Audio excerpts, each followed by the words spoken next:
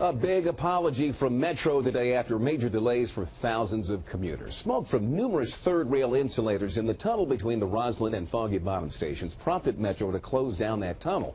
Well, that halted traffic for some blue, orange, and silver line trains. Stephen Cheetah covering Metro from Roslyn tonight, where commuters are still fuming over this morning's problem. Stephen.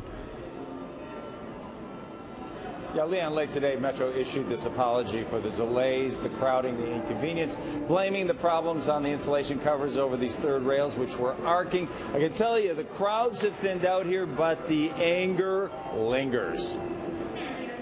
A sea of commuters formed outside Metro stations as smoke in the tunnel between Roslyn and Foggy Bottom stifled traffic through a crucial line.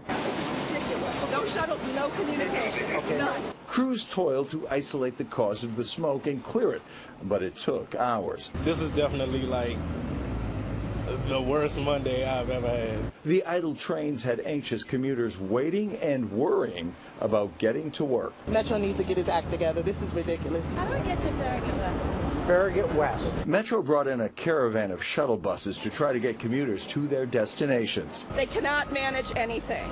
This has happened before. They should have been better prepared.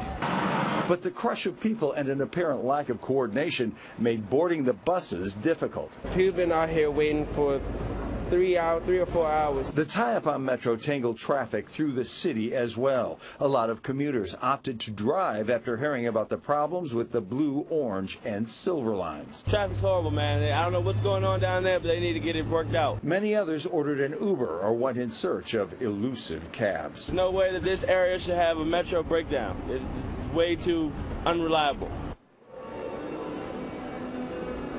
Now, right now, all Metro service in this stretch is running as normal, all lines open. Late in the day, D.C. Mayor Miriam Bowser also issued a statement saying that D.C. residents and visitors deserve a safe, reliable system. She finished by saying, we still have a lot of work to do.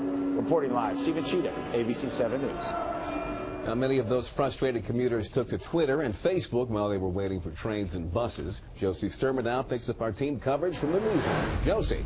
Well, Leon, a lot of colorful language today on Twitter, Instagram, and Facebook, so we can't show you all the posts, but the ones that are kid-friendly we'll show you. You never want to show up to the Metro station and see this fire trucks outside. This one, hashtag time for a brisk morning walk, but that was not as easy to do as you'd think, as you can see from posts like this one from Matt Carnivos, who had strong words for Metro, calling it the worst transportation system in America. The crowds were huge. This outside the courthouse station, up and down the orange, blue, and silver lines. The stations all had crowds like this one shown to us by John Welch. And big crowds coming in. Obviously, we have these shuttle buses coming in, going to Farragut Square. Getting on those, what we could see from social media, really tough because the crowds were packed. People saying, I'm moving at the same pace on my 2 feet as these shuttle buses that had to battle through. Alarming pictures of these crowds, hundreds of people deep. Roslyn a mess, no Metro, buses all full, and traffic gridlock. So even if you weren't trying to get on the Metro, it was a mess trying to get your car through all the people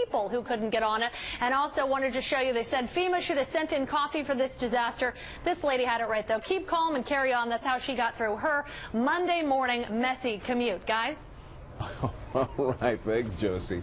Well, it wasn't a picnic for passengers at the other end of the blue line this morning either. A smoking insulator near the Addison Road station brought trains there to a halt between there and Capitol Heights. No one was hurt and service was restored just after 9 a.m.